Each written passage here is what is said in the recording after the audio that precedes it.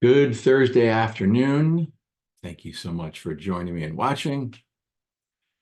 Today, we are going to take stock of post-election, post-Fed reaction in the markets and the economy, a little bit of social mood, etc. So first, if you like the video on YouTube, please give it a thumbs up.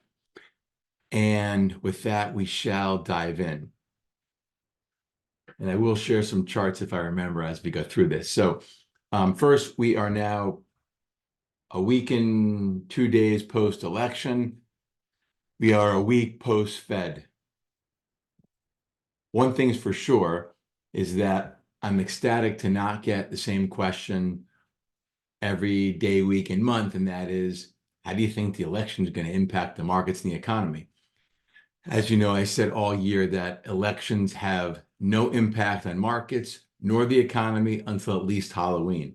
And I stand by that's exactly what happened. Nothing happened regarding the election in the markets until we got to the first week of November. So thankfully that's over. The other thing I'm happy about is that I won't have people telling me all year long that you shouldn't invest because a big election is coming. And respectfully, I've said that is one of maybe the poorest decision I've heard in my 35 years doing this. Too many times as we head into an election, people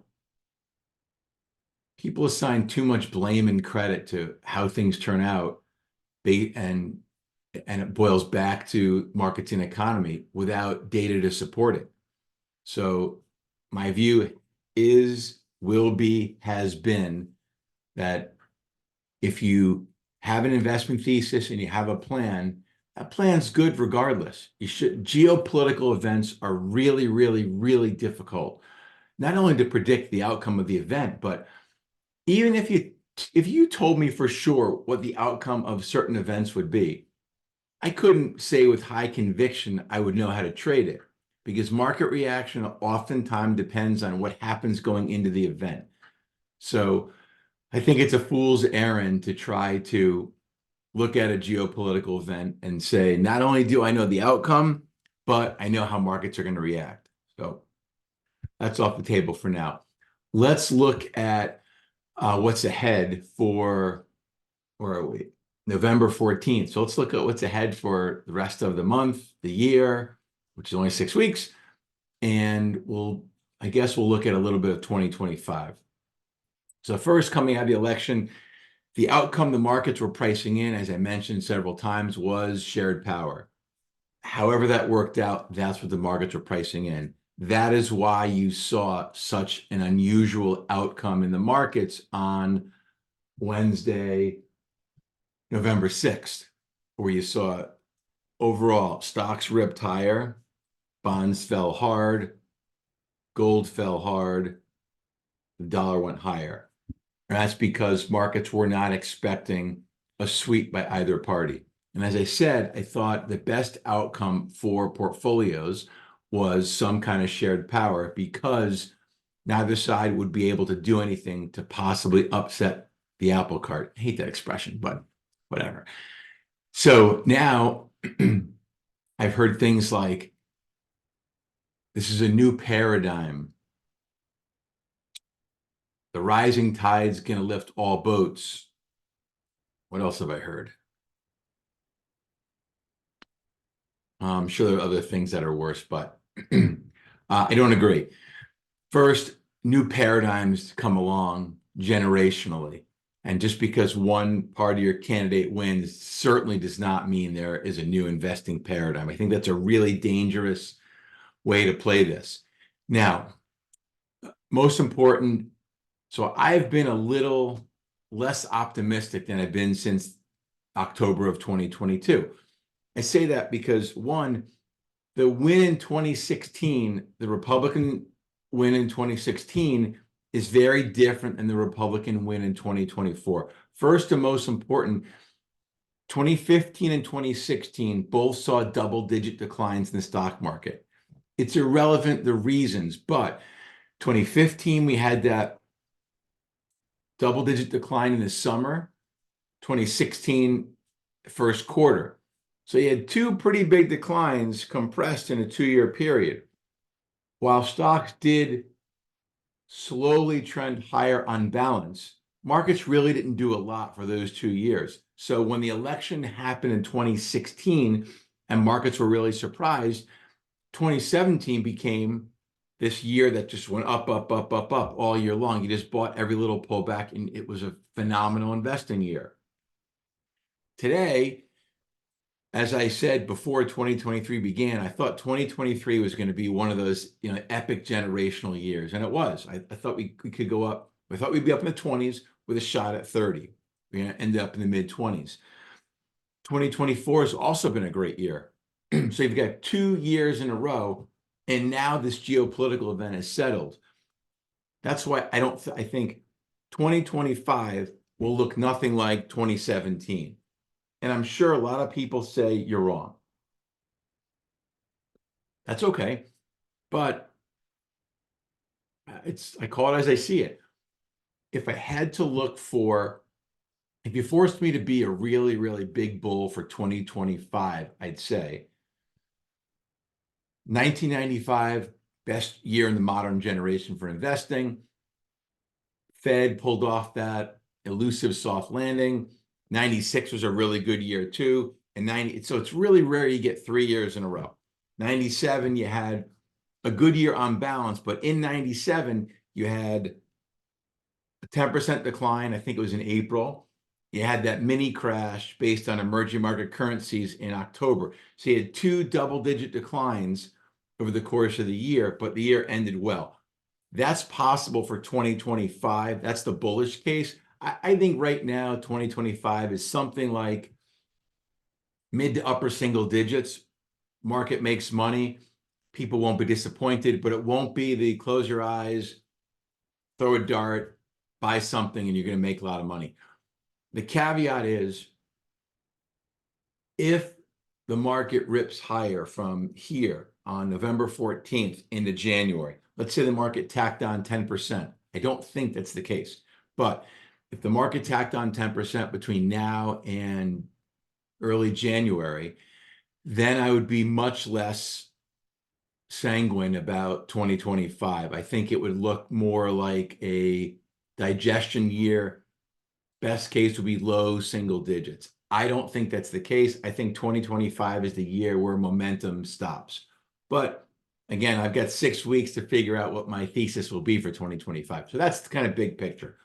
Shorter term, look, we had that big rally post-election, and everyone's hopping on board like it's 2016 again. It's not. I mean, the Russell 2000, which had an enormous day on November 6th, it's not much higher than it was after November 6th. We're not getting that pile-on momentum that we had in 2016.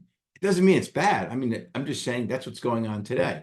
So in a perfect world, what would be great is if the markets went sideways for a couple of weeks or so, gathered themselves, and then took off again into early January. That'd be great. That'd be healthy and great. Overall, the election and the Fed cutting rates a quarter point, that's a positive for stocks. Why is it a positive? Everybody wants to know why that's positive for stocks. So big picture, one is that a Republican sweep means the 2017 tax cuts, which expire next year in 2025, they're likely to be renewed in some way, shape, or form. And a renewal of tax cuts versus taxes going up means the same or more money in people's pockets, which can be spent in the economy, which leads to more growth and higher corporate profits. Number two, the corporate tax rate is probably going to stay the same or be cut. Lower tax to corporations means higher profits. Higher profits mean higher stock prices overall on balance. So those are two kind of positives based on taxes. And then there's a regulation change. In all likelihood, regulations will get cut. Less regulation is more profitable for companies. More profitable for companies equals higher share prices on balance. So that's the big picture. I also think you're going to unleash an absolute tsunami of mergers and acquisition activity in the markets. So in the M&A space, kind of the Wall Street, the Goldman Sachs, Morgan Stanley space, private equity, it's been a tough 4 years. Regulation's been higher. The FTC has been more aggressive with preventing mergers and acquisitions. I threw out a number without, kind of get that shock value. You could see $1 trillion in the next 2 years in deals. So does it happen? As long as interest rates do not go up significantly from here, I think you could see $1 trillion of deals coming. So that's all bullish for stocks. Deals remove shares from the market, higher stock prices. Deals usually payouts are at higher levels than current levels, bullish for the stock market. So that's stocks. I'll be less detailed with the other asset classes. So bonds, it's no secret, bonds have been challenged for the most part, 2020, 21, 22, 23, 24. Every year hasn't been bad, but bonds have been challenged. And I remember saying in 2020 that that's probably the generational low for bond yields, and we're going to spend some longer period of time with generally rising bond prices. I'm not referring to what the Fed does. They only control the overnight lending rate, the Fed funds rate. When I talk about the bond market, I'm talking about the rates that the market controls. So I think on balance, rates are going to go up for 10, 15, 20 years, whatever the case may be. So how does the election impact that? Well, if the 2017 tax cuts either get renewed or lower taxes come, on a nonpartisan basis, the bean counters have said that that will increase the debt and deficit. Increasing the debt and deficit, it means the government has to borrow more money. Government has to borrow more money. They have to sell more bonds. That is typically a headwind for the bond market, meaning higher rates, lower prices. Number two, as I mentioned about the economy, if this reacceleration, I say if, I didn't say definitely, but if the economy reaccelerates, inflation likely doesn't get under control, and that is also challenging for the bond market. And then also, a reaccelerating economy typically means that the Fed's not going to be as accommodative, also tough for the bond market. So I think bonds are going to remain challenged. Doesn't mean they can't go up, but it does mean it won't be easy. I said this going into the election about gold. Boy, people got it really wrong on gold. People ask me, going into the election, a lot of people said, I want to hedge. I don't like what outcomes could be left, right, center. So those people who asked me about gold, I said, gold's not a hedge into the election because it's gone up so strongly into the election. And if you want to hedge something, you'd hedge an asset that has not done well when everything else has gone up. And gold has sold off significantly simply because the dollar, US dollar, has gone vertical post-election. Actually, it did that before the election, but it's gone vertical post the election too, on the prospect of a stronger economy and higher long-term rates. And those are negatives for gold. Will gold turn around? It remains to be seen. It hasn't done so yet, but there's an opportunity unfolding. As I'm looking, gold is basically unchanged today. It's irrelevant what happens on one day. Commodities also, if the dollar is going to be really strong, which it has been and likely will be for at least a little while, that is definitely a headwind for commodities because things like oil and sugar and corn and soybeans and wheat and cotton, they're priced in dollars. So when the dollar goes up, that is tough on commodities. What else? Cryptocurrencies. I mean, I don't even know what more can be said. The moves have been absolutely astounding. The incoming administration has floated some idea about a national Bitcoin or cryptocurrency reserve. Typically, Republicans have been more favorable to cryptocurrency, even though crypto's only been around for 15 years. So, but the moves have been spectacular. I could never have envisioned a move like this based on the election, but it is what it is. I remember when coming into 2023, I think Bitcoin was like 14, 15,000. I said, look, and this is a really good opportunity. I think this could double. Well, it did in the first quarter, and then I said, geez, I never saw that kind of move coming. The cryptocurrency moves are phenomenal in both directions.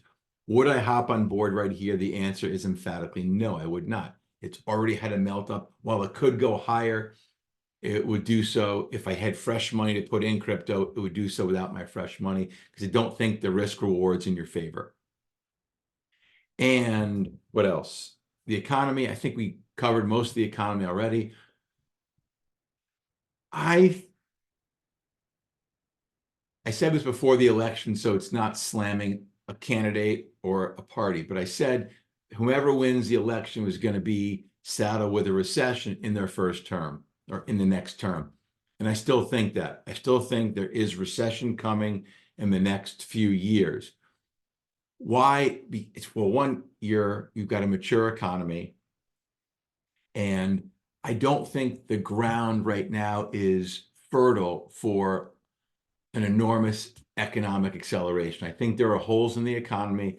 I've said this economy, there are haves and have-nots, and I think the have-nots are seeing over $1 trillion in credit card debt, higher credit card delinquencies, higher auto delinquencies, and really struggling with everyday things like going to the grocery store. So as the number of have-nots grows, I think that it'll be a bigger challenge to the economy.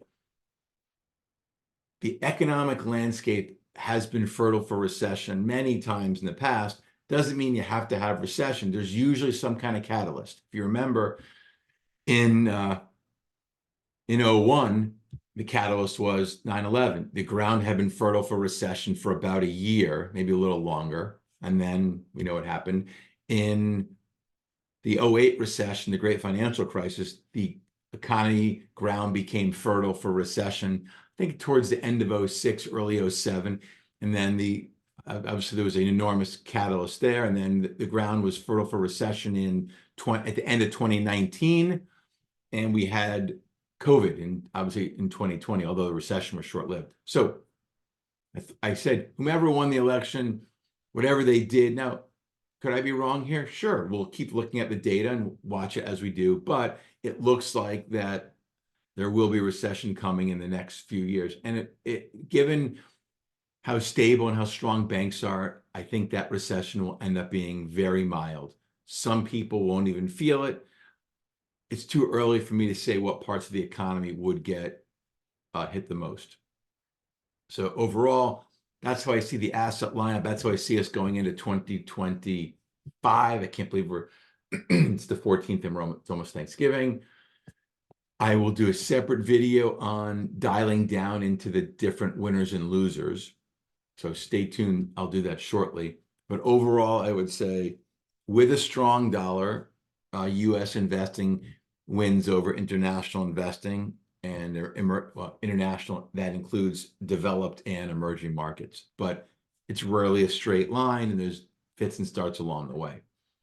So that, I think I'm going to cut it off right there. It's been a lot, and I appreciate you watching. If you like what you saw, please give it a thumbs up on YouTube, and I'll be back shortly with a follow-up on individual sectors and from the assets, and maybe some more granular information on what to look for in 2025. Thanks.